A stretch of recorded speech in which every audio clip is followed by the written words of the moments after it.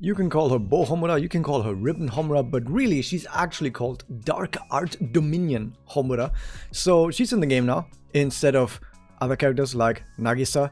But you know, if you are a Nagisa fan or if you are a Mifyu fan, just wait a little bit longer, like another half year or something. At some point I'm sure they're gonna get added to the game, but for now let's talk about Wraith Arc Homura.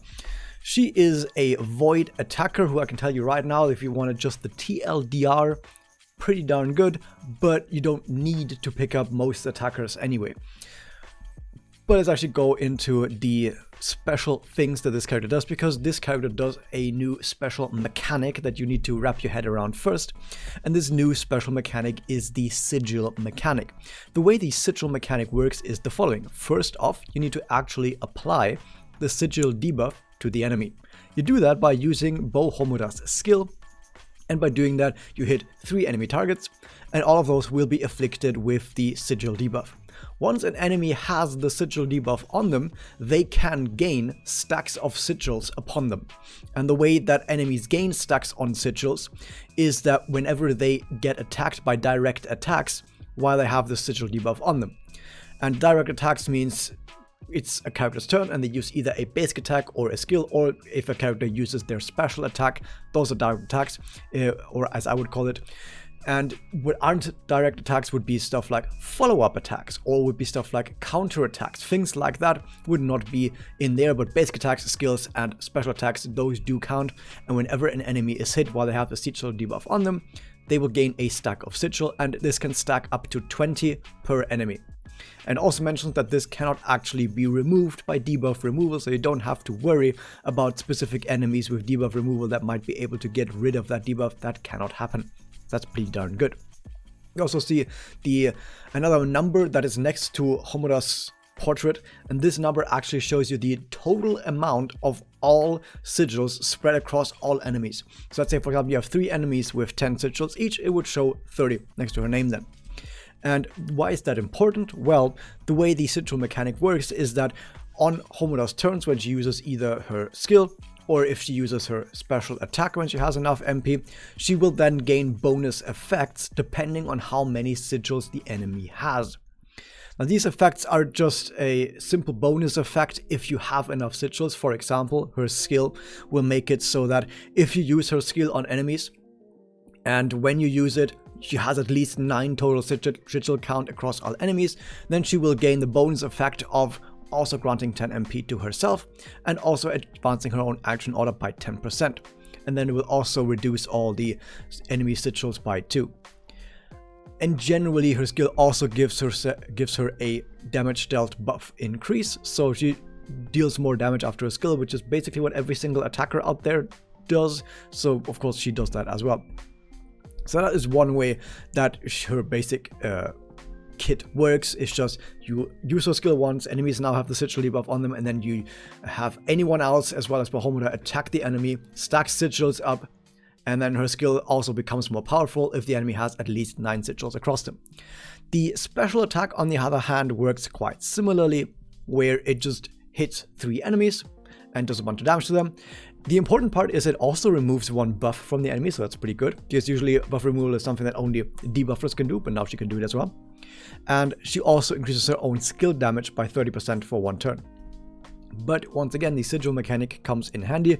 It just says if her total sigil count across all enemies is at least 15, then what will happen is, well, she will reduce enemy sigil counts by 3 after this attack, but more important, she grants herself an extra action and also gains 1 SP. Now there's something I need to mention about the extra action. Some people have likened this to be like regular Cool Homura's bonus turn that you might get, but it's not really a bonus turn, because what regular Cool Homura's special does is it advances her next action by 100%. So you can have her take a turn, then immediately use special, and then you get another turn. But let's say, for example, you are regular Cool Homura and your next turn is about to come up. It's in like 10 action value or something, and then you use your special already.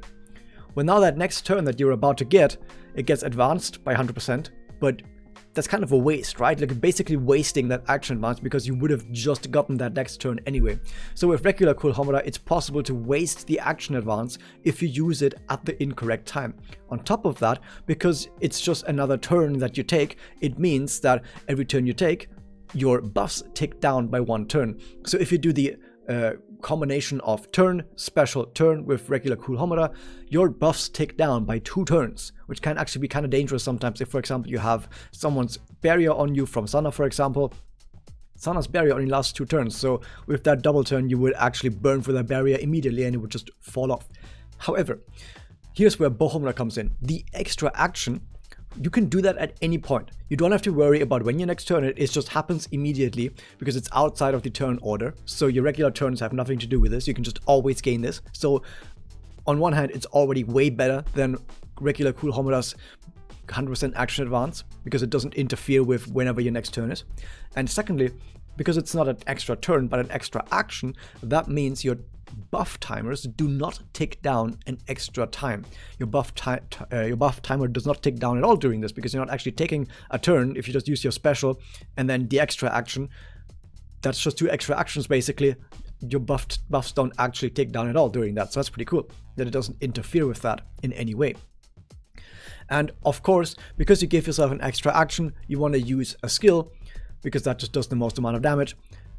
And you give yourself an extra SP with that as well, and that's why you gain the extra SP. You give yourself the extra SP so that you are guaranteed to be able to use your skill. And since the special also increases your skill damage for 1 turn, that means you also gain the immediate effect of that skill damage on that skill. And because buff timers don't tick down during that, you can then also use it on the next skill on the next turn as well. So already really darn powerful special, because now you need to mention that whenever you use your special, you also gain a skill. That means that theoretically you could just add the skill damage and the skill effects to the special because they're basically one unit, they're one thing basically, because they always happen together if you have at least 15 sigils across all enemies, which even in single target situations should be almost always the case. Because even in a single target situation, you have your entire team hitting the enemy, and your Bow Homura can't actually deplete the enemy's sigils by that much each turn, compared to like 4 other characters hitting the enemy and applying sigils with every single attack. Like at most, Bow Homura, before the enemy is broken, uses a skill every turn, which decreases enemy sigil count by 2 per turn, but then you have 4 other characters all adding a sigil on top of that, so no matter what you're doing, you're always gaining more and more sigils. So by the time the enemy gets broken and you're using your special, it is extremely likely that even in single target situations, you have at least 15 sigils on the enemy, and they don't really get used up that quickly. So once you have that, you just have that basically. So the entire sigil mechanic is actually, I guess, doesn't matter that much in most cases.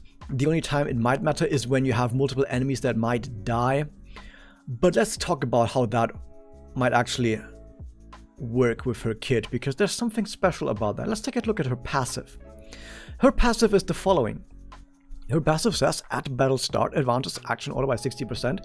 The reason for that is because enemies need to have the sigil debuff on them, otherwise they can't gain sigil stacks. So by having her first turn happen basically immediately, you can immediately apply sigil debuff to all enemies and have them stack sigils right after that. More importantly though, then it also, decreases on damage taken by 10%, doesn't matter that much. But here's what I was talking about.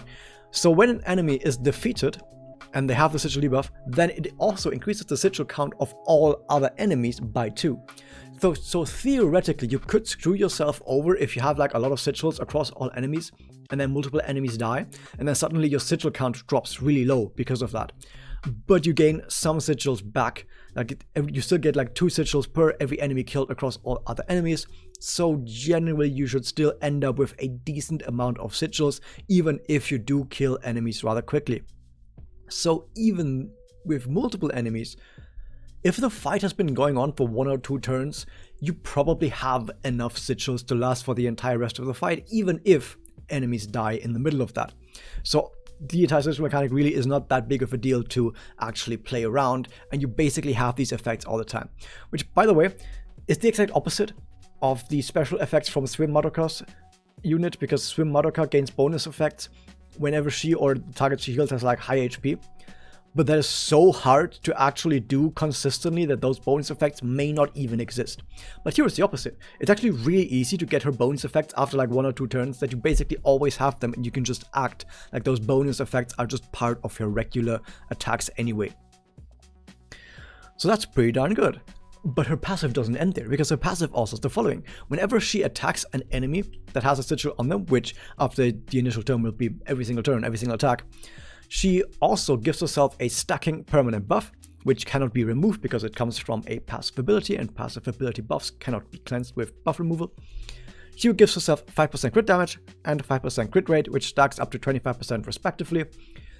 So theoretically, against most bosses you probably deal damage like 3 or 4 times maybe with your attacker before they get broken, and then once they get broken you immediately unload onto them with a bunch of attacks. So this will probably be stacked to either almost maximum or even to maximum by the time an enemy gets broken and you're really starting your burst.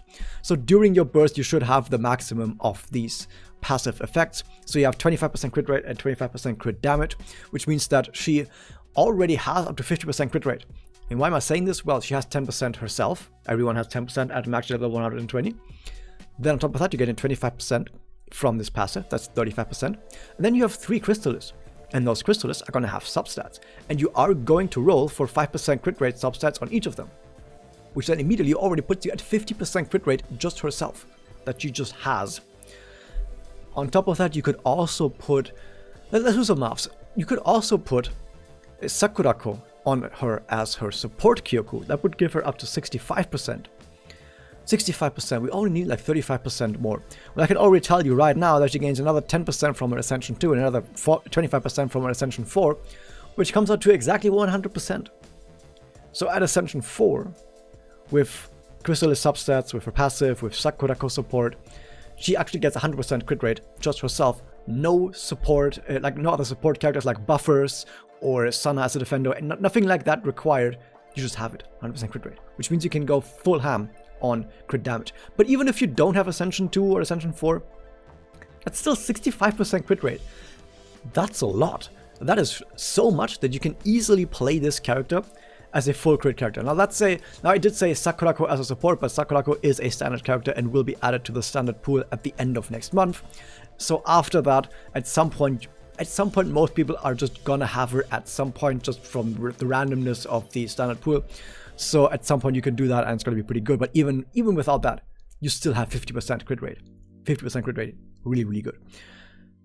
So now that I already talked about the Ascensions, let's not talk about the Ascensions. Let's talk about the support ability first, which increases the battle skill dash by 15%, which is not very good. But it increases speed by 15. Not 15%, 15. That's flat speed, which is interesting. So this equips to attacker, which is kind of weird because most attackers don't care that much about giving up damage for speed. Like most attackers, if you tell them like, hey, you can do 25% more damage or you can have 20% more speed, most attackers will pick the damage, right? But with this, if there ever is a point where you specifically want to have an attacker that is as fast as possible, you could put this one on that attacker, which no other attacker support ability can do, I think. Or actually, no, I think actually regular cool Homura also gives some percent speed to dark type, I think it even is, or something like that. Or it might even be Felicia. But yeah, no, the point is, theoretically you could make a fast attacker with this, but in most cases, attackers don't care that much about being fast. So I don't think this is actually that good of a support ability, but it's interesting. Let's talk about the EX very quickly. It gives her 20% crit damage and 10% speed. So theoretically, you only gain the 10% speed if all enemy sigils total 10 or more, but after like 1 turn, that should always be the case in most cases, unless it's a single target and then it's like 2 turns and then you have it. So you basically almost always have 10% speed on you, specifically during the actual burst phase. So that's pretty nice. 10% speed and 20% crit damage. You're always going to take this EX, so mark it down, the EX you're always taking. Let's talk about the other 2 crystals as well. You're also going to take the 25% attack up, and you're also going to take either the, I think it's 24% weakness damage that you can take, or the 20-something% on crit damage. You can take either of those 2. If you don't want to farm the best possible bow from Homura you possibly could make, just go with whatever drops first for you, and that's going to be fine. Like, it doesn't really matter that much. I don't even know what mathematically would be the best, because it kind of depends on the rest of your team and what buffs you already have and everything. Like, what buff are you saturated on, what you need more of, blah blah blah. Doesn't really matter. The important part is just pick either of those two effects that I just mentioned, and then you get 25% attack and the EX Crystallis. That's it. And for substats, of course, you prioritize 5% crit rate on everyone's substats, and then with the new permanent drop locks, you can permanently lock your 5% crit rate and then go for crit damage as the other effect. Nice. So I did kind of already talk about the Ascension effects a little bit. So her Ascension 2 gives her 10% more crit rate, just passively. Also 30% special attack damage. Nice. And then on top of all of that, when all enemy sigils total 10 or more, which like I said will be most of the time, specifically during burst, it will be all the time, she gains another 10% attack. So these buffs aren't that big individually, but it's 3 buffs that are all pretty nice to have. So overall, this A2 is pretty good. I wouldn't call it like among the best A2 out there, but it's pretty darn good. It's like a very solid A2 that you're not gonna say no to in any situation. And if you are a free-to-play and you get lucky with like 1 or 2 Homuras and you're tempted to go for A2 over A1, sure, you could do that. I did mention this before, but she's a limited character, by the way, which means she won't be added to the standard pool later, but she will get a rerun at some point. Of course she will. That's free money in the future. Now, something interesting. Some people have probably already picked up on this earlier when I talked about A4. That's not the regular A4 for an attacker. And I mentioned this during the news segment as well. My opinion is that the developers probably figured out with the swimsuit units and with the Madoka unit that it's not really that interesting if little units have the exact same A4 as everyone else. On top of that, some A4s are not going to be that good for every unit. And they might instead do different A4s that just are more interesting. Because to be fair, the attacker A4 of getting an extra action when the enemy is at max break, that's strong, that's cool, but it's not always the best thing to have in every single situation. Because, for example, most attackers want to have like this one big hit that deals the most amount of damage possible. For example, for score attack or for chaos, where the actual damage record really matters, and the extra action doesn't really matter at all. It doesn't interact with that at all because it doesn't make you hit higher in any way. So in that case, A4 is actually kind of useless for attackers if you just want to hit as high as possible. So instead, they give you an A4 that increases crit rate by 25%. And passively applies sigil to all enemies on battle start, and also increases their sigil count immediately to 2. It says by 2, but they start with 0 if it gets applied with the passive, and then it immediately becomes 2. So yeah, basically every enemy starts with 2 as soon as the battle starts, which is pretty nice. You still get your first turn, but then during your first turn you can then already immediately stack an additional sigil on everyone. That's nice. And on top of all of that, you get 30% extra elemental weakness damage. Pretty darn good. We're not gonna say no to that. So overall, a pretty darn strong A4, a better A4 than most other attackers' A4. And I want to say in most cases that's better because, like I said, when it comes to damage records, it's better. But if you don't care for the damage record and you just want to kill the enemies, then the extra action might actually be better in some cases, right? Like, if you just need that extra bit of push to kill that last ad, like let's say you have like 3 ads or whatever, and you need to kill all of them, that's up to like 3 extra turns you can get with your attacker on each of these ads if you stagger them correctly. So that could give you a lot of extra space to kill all the ads in many ad fights. But specifically for damage records, of course, this is much better. So yeah, now that we've talked about all of that together, let's actually talk about how good she is and how she actually works. So because she's a proximity-based attacker, which means that she always does damage to a center target and then 2 targets on the outside, that means that in most cases you want to use her in battles where there are 3 targets, maybe even more, or 2 targets would also be nice. How many stages are there currently where the enemy is void weak and there are like 3 or more targets? Not many. In fact, it might even be like none, actually. I know Tower has some. Tower actually has like 3 or 4 bosses even where that applies, which is a lot. Like, this is going to be really good in Tower. Outside of that, there's not many like that right now. Even the score attack that runs for her event doesn't have more than 1 target. So that's kind of weird. But let's say there is future content where an enemy is void weak and there are 3 or more targets. Her numbers that she can put out with all of the buffs that she gets and all of the bonus effects that she get are really darn good. they're actually really, really high. And I'm not talking about the percentage multipliers, but just the fact that, for example, she doesn't just get her special, she gets her special plus skill every single time, and then she buffs her own damage, she removes enemy buffs at the same time. She just does a lot very easily without requiring other characters to set up for her very much, because you will just naturally have high sigils and that's all the setup you need.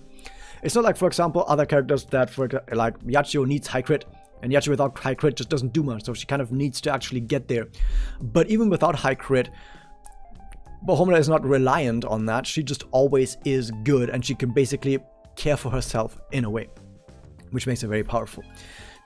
There is something to be said though about the damage record. I talked earlier about how the A4 is better for the damage record, but at the same time, she's not actually that great for the damage record overall, because her big burst is special plus skill, both together. But that's still two separate instances of damage, so you'll have really high special damage followed by really high skill damage, but they don't get combined. That's still two separate instances, so the actual damage record is not as high as it otherwise could be, which is kind of sad, compared to someone like a Momoko who has all of the numbers on one single hit from her special, for example. So Momoko would crit way higher than our Homura here, for example. But just generally in terms of DPS, she's going to be really high, because also she gains 10% action advance from her skill, she gains another 10% speed if you have unique Crystallis, and her base speed is actually really high. So if you combine all of that, she actually gains way more actions than most other attackers out there, which is also a really big plus. So she's able to put out very big numbers, very big bursts of numbers clubbed together in very many of those turns as well. The only downside, a little bit, is that interestingly enough, she doesn't work as well together with Pluvia Madoka as you might think, which might be lore accurate in a way almost. But the point is, her special costs 150 MP. Now, that is a lot. Most other attackers cost like 90 MP for a special. And there is supposed to be a way around that. And the way is, like I said, the skill gets 10 extra MP if used with 9 sigils or more.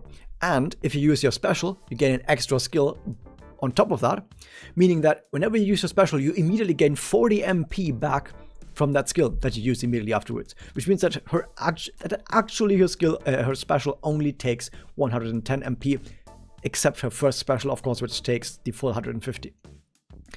So then if you're thinking, oh, so after the first special, basically every single special only costs 110 MP, if we're gonna ignore MP bonuses for now, MP% bonuses, and then every single skill generates 40 MP, so she still gets it in like 3 skills with some MP bonuses, maybe in 2 skills, which is about as fast as every other attacker, but that means that flat MP recovery, like Pluvia Madoka, for example, gives, is not actually as good on her. Now, I think the reason they're doing this is intentionally to nerf Pluvia Madoka a little bit, because, for example, this character right here, this Bow Homura, doesn't benefit from Pluvia's MP restoration nearly as much as other attackers might, so you can play a different breaker and not feel sad about that.